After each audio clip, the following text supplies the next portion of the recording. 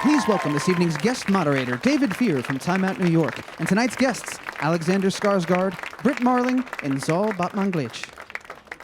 Hello. Thank you all for coming. Thank you, guys. Stop me if I've got the chronology of this mixed up at all. But you, Brit, you and Zal were working on a thriller, or the idea of potentially doing something that was going to be a thriller prior to Sound of My Voice, which was the first film that you guys did together, right? And then, as you guys were working on this, you stayed with an anarchist collective for a month? Go ahead and talk about that for a second. Well, yeah, I mean, we had spent a summer living with different direct action groups, anarchists, farmers, different people who were squatting in collectives. And when we came back, something inside us had been unmoored, and we couldn't shake it. And so we also had long wanted to make a thriller, and so we just decided to fuse these vines together. We didn't go into that summer trying to do research for a movie. We went into that summer to just live our lives in a different way. We were fascinated to find out how other young people were constructing a meaningful life for themselves. And then, you know, it just naturally fused together. Why not set a thriller in that world? Huh. Well, what exactly became unmoored? A lot of things. I think part of it was just, it was such a different life. I mean, learning to train hop and living in squats and not showering for a long time and learning to dumpster dive and how much of our culture's waste is actually abundance. You know, you spend a long enough time living that way, and it sort of changes your perspective on things. It's hard to go back to the way you saw things before. Right. No, you live like a journalist. Basically. Talk a little bit more about the research that all three of you did. Not besides living with a collective, obviously, but I imagine you guys were probably reading a lot of books, delving a lot in. Alexander, I imagine you were talking to people to try and get a handle on, you know, how you were going to play this role. Yeah, when I didn't have that much time to prepare for it, or I did, but I was wrapping up this television show, True Blood, that I shoot in Los Angeles, and thank you. Oh, you guys have heard of it. And we were like, I was gonna go to New York right after that to shoot Disconnect that I was here with a couple of weeks ago in another movie called What Made You New. So my preparation was basically either from my trailer on set or my hotel room here in New York while shooting Disconnect and What Made You New. Just reading books, going online, watching documentaries about other collectives, and obviously talking to Zal and Brit about their experience of from that summer. And then those images, the Mike Brody stuff was amazing. There's this photographer who went on the road, he went train hopping, not on the road, on the tracks, I guess, but he was train hopping for like 8 years or something, took pictures of his friends, and they're just absolutely amazing. There was something about those images that felt like Benji and the East. And in a way, by just looking at those, that's kind of how I started to, that became like the seed and the embryo of who Benji was, I guess. We're going to show you a really quick clip right now, and I believe this quick is called Going Undercover, correct? All right, let's roll it.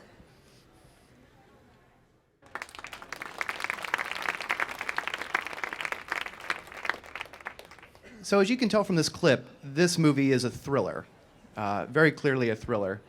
One of the things I really like about it is that it's a thriller with a lot of ideas.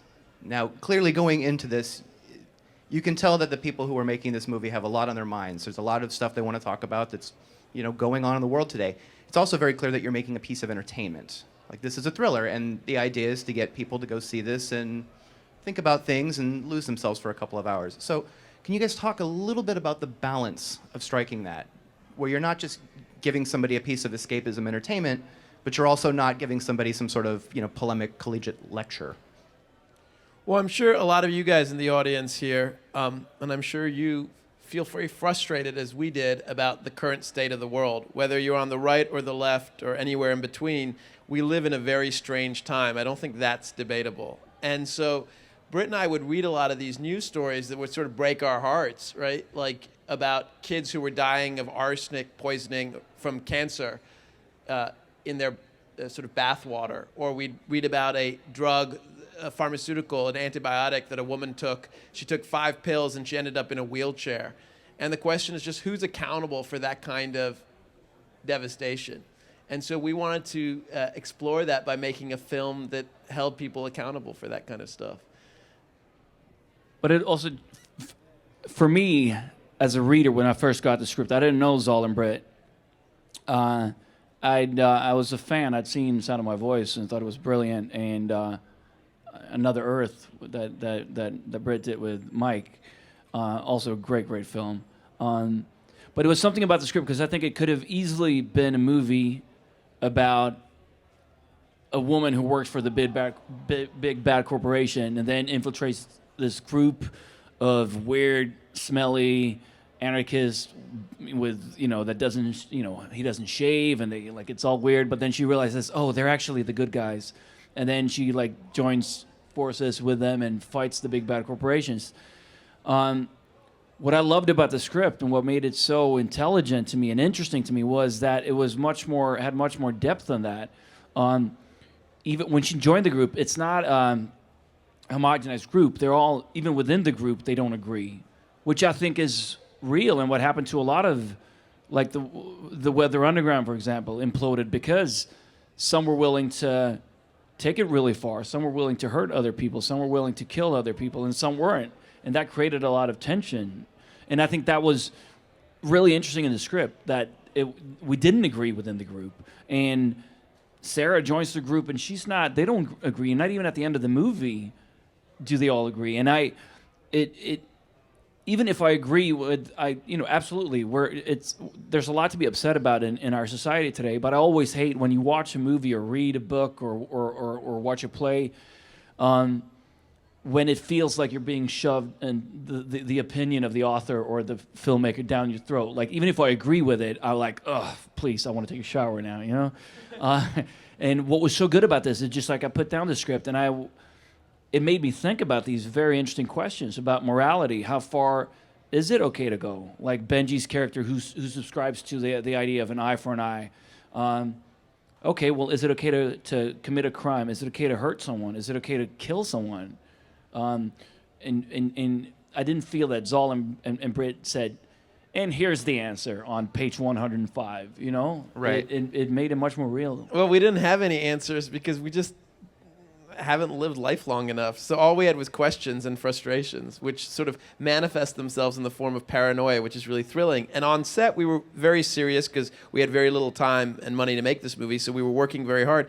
But we also knew that we were making a thriller and things were fun. For example, some scenes would get so exciting and we'd shoot them so fast that we started joking that the film was a telenovela.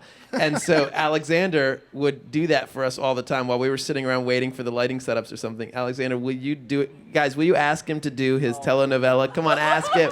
Ask him. Next week on the East. He would do this during the middle of the most really serious scenes, and he would start narrating it, and we would all die of laughter, and it kept us going long. That's when it really works, when it's super intense, when someone turns around and it's very dramatic. It was very much, yeah. But one of the interesting things, you talked about not having the answers. Besides not saying, we have all the answers, here it is, there's not really a clear-cut hero or villain in here either. The person you think is supposed to be your protagonist could very well be your antagonist. The person who's supposed to be the villain, ostensibly, turns out to be very righteous and have an incredibly, a sense of ethics and moral. All that stuff gets blurred. It just makes things so much more interesting than, she goes deep undercover and, will she ever come up, that kind of thing. But I think it's as when I watch movies or plays it's always more interesting when that struggle, like you said, is internal. Because I think we have it all. We're capable of both. There's a light and a darkness within us, and I think it's always more interesting when you can see that in the eyes of the actor rather than hero, bad guy. And it's even more fun when you watch something and you're kind of lazy when you watch stuff. So you go you kind of taught to label characters. So it's always more interesting when you sit back and go okay, so here's the bad guy, and then you got to revisit that. And you go like, wait a minute, now things are changing, and I kind of agree with him. And the guy that I thought was the good guy is doing this weird stuff that I don't really feel comfortable with now, and it just makes it more interesting to me. Next time on the East. You guys were 3 weeks into pre-production when the Occupy movement kind of had its moment in the spotlight. Obviously, you guys already had a script, and you were, the train was already moving, so to speak. But how did that affect your mindset going into production as this thing was sort of blowing up all around the world? I mean, I think that we felt, even as we were writing, I mean, one of the first things that we came up with when we were writing the film was the oil spill jam. And we wrote that jam out, and we were so excited because we were trying to search for things that were visual and impacting. And the idea of breaking into the Summer Hamptons estate of the CEO of an oil company, and there's oil coming up from the drain in his pool, and it's dripping out of the vent. And we love that imagery. And then a week later, the BP oil spill happened. And we were like, oh, we're really onto something. We've got to finish this script. This is horrible. We're so prescient. Yeah, exactly.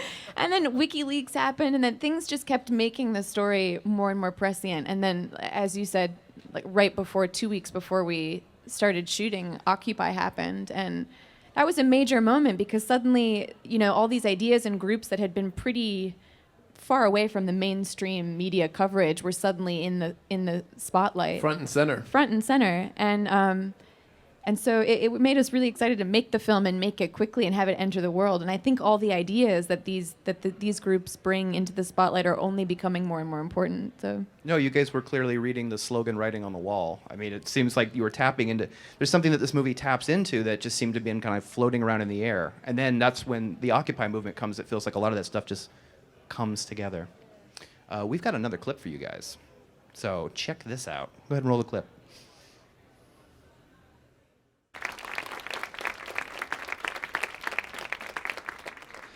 I was sort of hoping that you guys were going to be able to show the soup clip.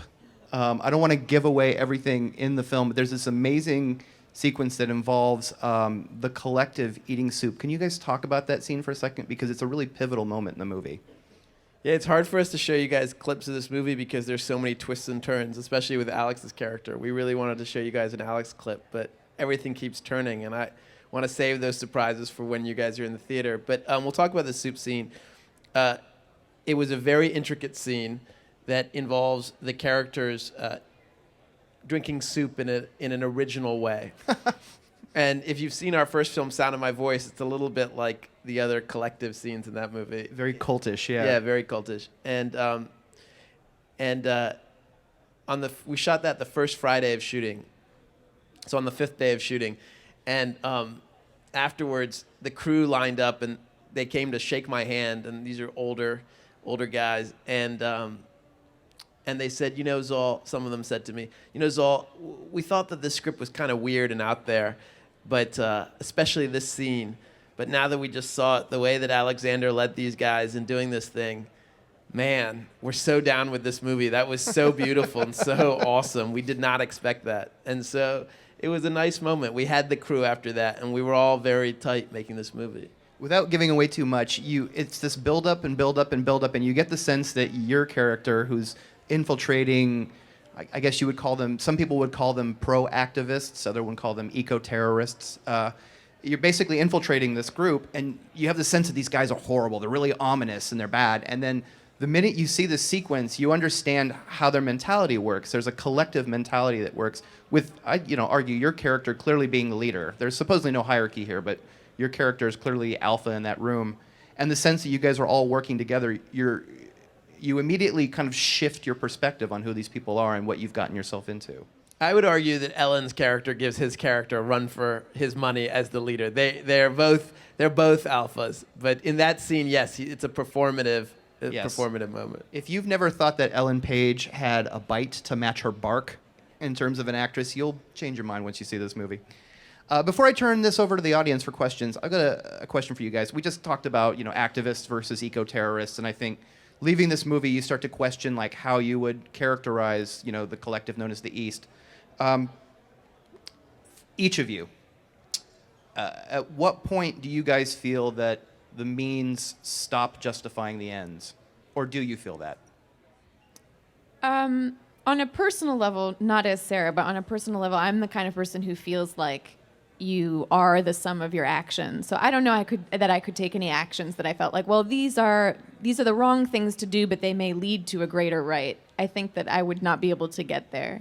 But I don't know how these boys feel. No, I think civil disobedience is. I'm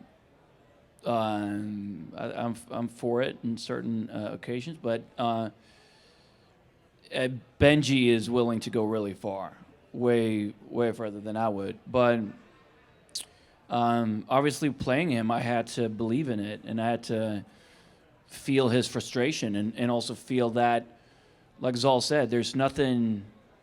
These people are not being held accountable. These corporations are not being held accountable because they have so much money, and without money, they can buy so much power. And they buy through lobbyists. They buy Washington. They buy senators, and I mean that's the reality. That's how it is, and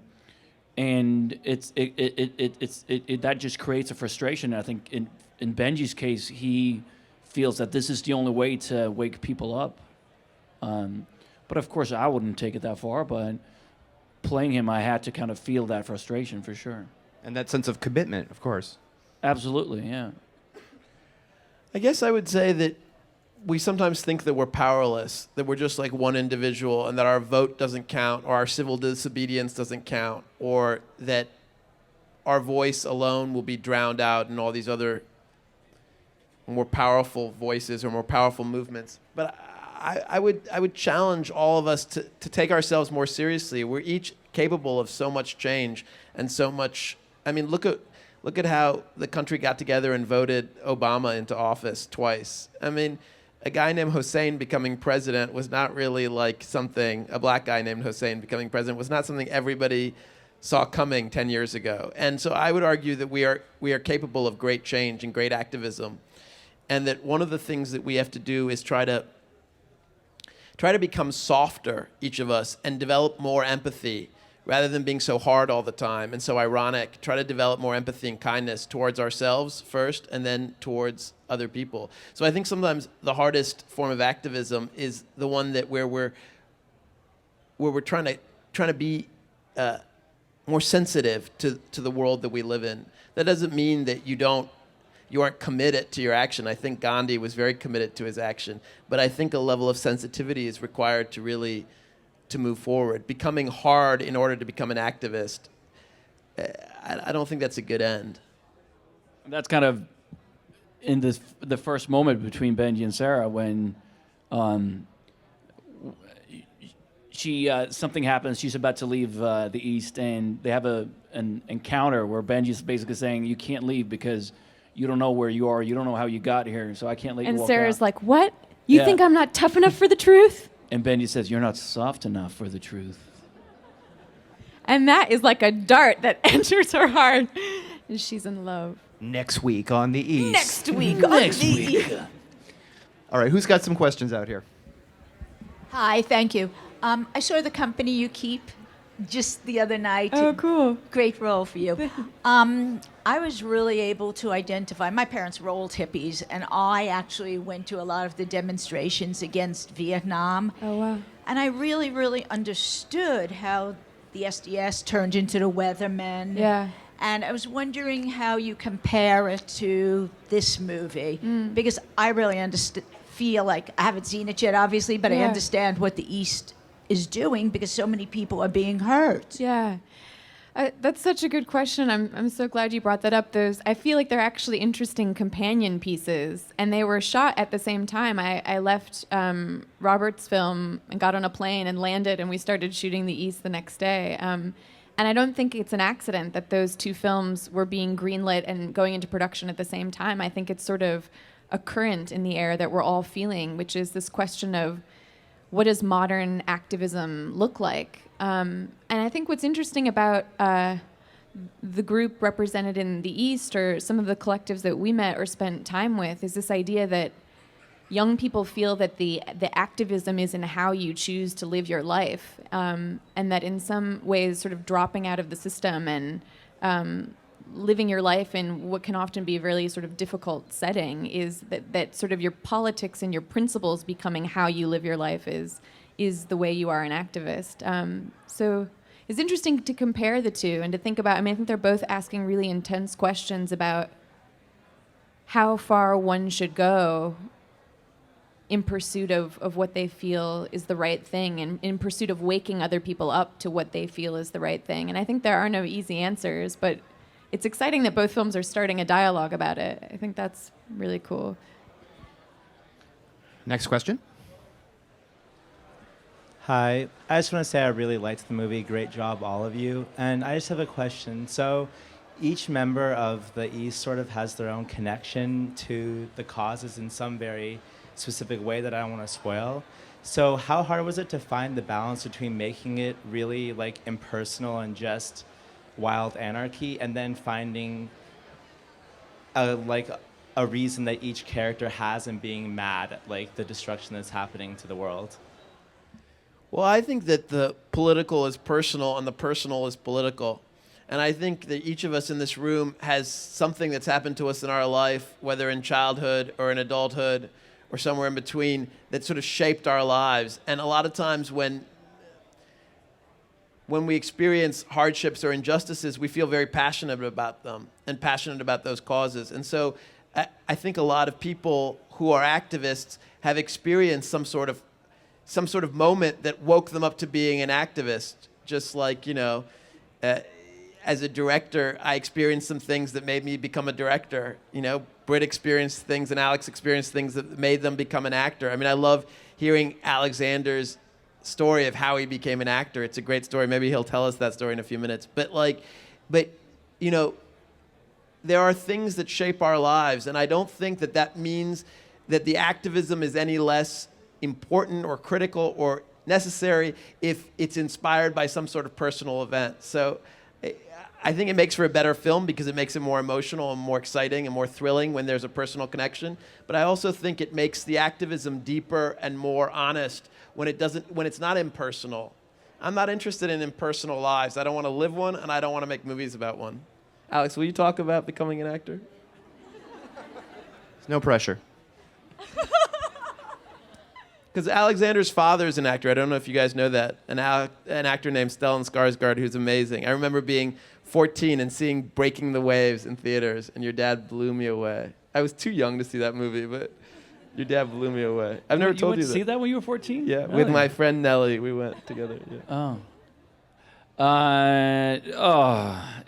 Thank you for that. It's a long story, and it's going to be a long answer. Do you guys want to know the answer to this story? But it's not even a good story, Zal. I don't know why. It's like I was a child actor, and when I was 13, I quit because I wasn't comfortable with the attention and being recognized and all that. This was back in Stockholm, Sweden, and I told my dad and my mom. I said I don't like this. It's not. I just want to be one of the boys when we're out playing soccer. I don't want people to recognize me and stuff.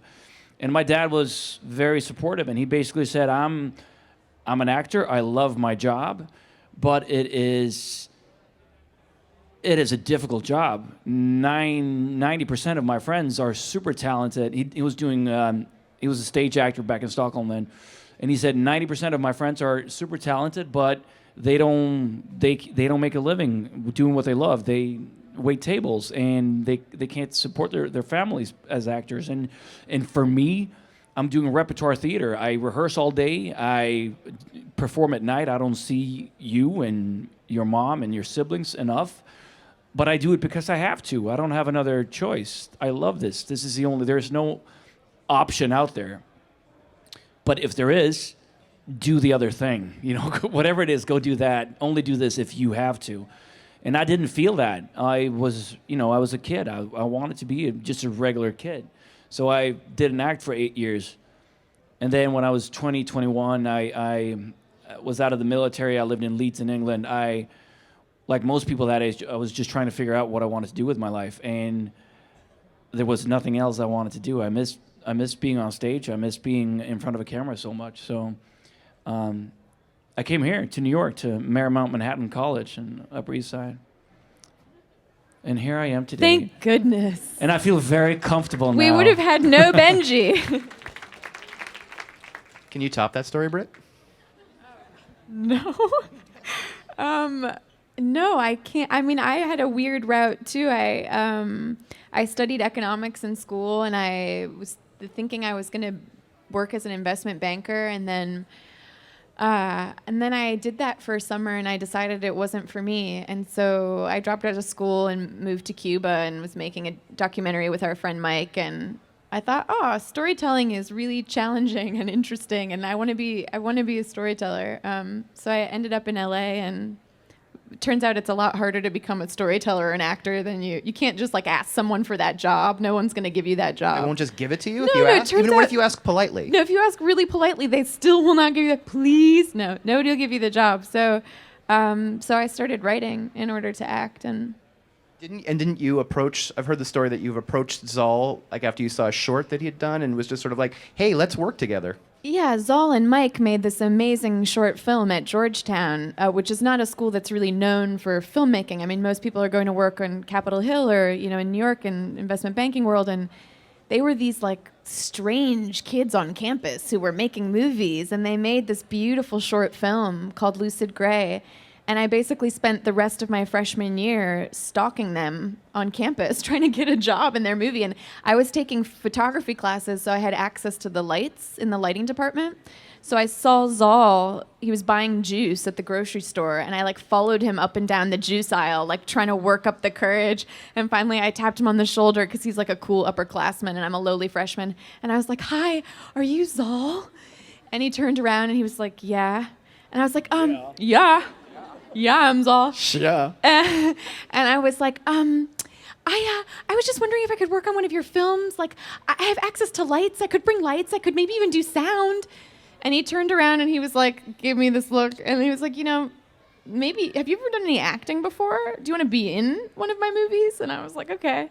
And so then he conned me into doing a couple of his school projects that he had to do at the time that he like needed somebody to act in. And it went on from there.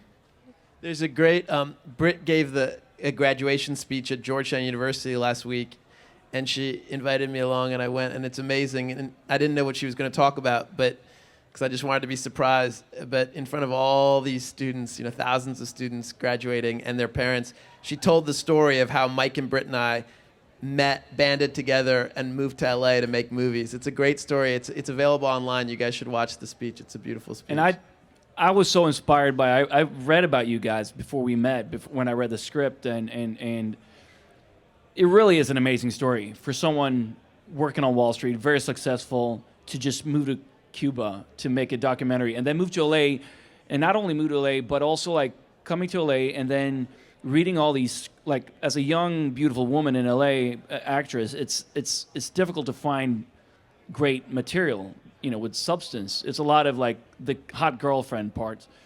And it's very inspiring how just Brit said like, well, this is crap. I can do better, and then wrote The Sound of My Voice and Another Earth, like they all live together, the three of them. And also it says a lot about you guys, and with Mike, I don't know if you saw Another Earth, but it's an amazing film. And Mike shot Second Unit on the East. And an example is he would go to New York for the Gotham Awards with Another Earth in a suit, do the whole event, after party, go to the airport straight from the after party in a suit, fly down to Shreveport, show up on set at That's where we were shooting, Shreveport. That's where we were shooting. Show up on set at 6 o'clock in the morning, no sleep, and just be like, okay, Zal, guys, what can I do? How can I help? Which I just thought it was amazing, No money, And nothing. yeah. Just so excited to be part of it. He was shooting the Second Unit stuff, some of the oil spill jam that opens the opening of the film. And he's just there with his hair is wild, his tie is thrown back. He's like stepping in chocolate syrup and olive oil that's like the oil. And you're just like, it's nice to have collaborators. But it says so much about these guys and how supportive you guys are of each other, which I think is wonderful. Mike is Mike Cahill? Yeah. Cahill? We've got time for about 2 more questions. Right in the back. I'm just wondering, this kind of movie, how does it leave you after you're done filming? Like, what does it stay with you after you've completed? Do you kind of just go back to your It was a normal horrible lives, or- feeling. I hated it. I did too. I was so sad. Yeah, because it was we became the East in a way. We didn't attack corporations, but we kind of, like Zal said, we lived in Shreveport. We shot in Shreveport, and Zal and Brit had a house they rented, and when we weren't on set, we would like hang out there and just cook and dance and play around, and it was a very, very crazy, very bonding experience. And when you see the film, there are a couple of scenes, like a bathing scene where we kind of bathe you, and We all get naked and wash each other in the water. Yeah, That was the and second day of shooting. It's kind of an rolling intense around icebreaker. in the mud. And I don't know if it was a coincidence all, but to schedule that on the second day was brilliant, because it was just like, I don't know, something happened with just a group. We were all like, this is kind of special and kind of unique, this experience. And I'll tell you what happened is Alexander's from Stockholm, where they don't believe in any modesty with nudity. So when it came time, in most movies you wear like sort of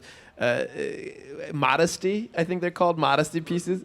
I don't know what it is. No, it's very specific things. Like girls wear little pasties, and boys wear like little like thongs or whatever. They're nude colored. But Alexander was just like, I'm just gonna do it like Benji would do it, and that set a whole tone. They got out there, everyone was naked and in the water, and it was nice. But what was also so great about the experience was, like Zal mentioned earlier, how the crew, they were so invested in the project, and I've never experienced that to that level before, where they cared so deeply about these characters and this story, and they would come up at lunch, like the grip or the makeup artist would come up and be like, Alex, what, that scene this morning, why did Benji do that? Like, or even like give me notes sometimes, like they... Like what kind of notes would they give you? No, but like, all right, Alex, that's interesting, but what if Benji did this instead? Wouldn't it be pretty cool if Sarah and Benji, blah, blah, and then like they had these ideas, and it was just like, I don't know, it was just created a great atmosphere on set where people aren't there just doing their job, like, waiting for rap. They were actually super excited about it and cared so deeply about it. Yeah, I remember one time we were shooting a very emotional scene, and I saw a focus puller. That's the guy in front of the camera who pulls the focus to make sure that we're always in focus as the camera is moving. And I saw just a silent tear running down his eye, and I thought, oh, man. My gosh, when was that? It was the scene where you and Alexander are in the woods, and Alex is telling the story of his childhood. Go ahead and roll the clip. I cried during that scene too. I was just so moved by Alex, the way he told this story. Because I think sometimes when characters divulge their past in a film, it can be like too emotional. It can almost be maudlin. But Alex has such restraint, and there are moments when he even smiles through the pain, and it's just unbearable to watch. It broke my heart. It makes it way more intense, yeah. Way more intense. One last question. Hi guys, how you doing?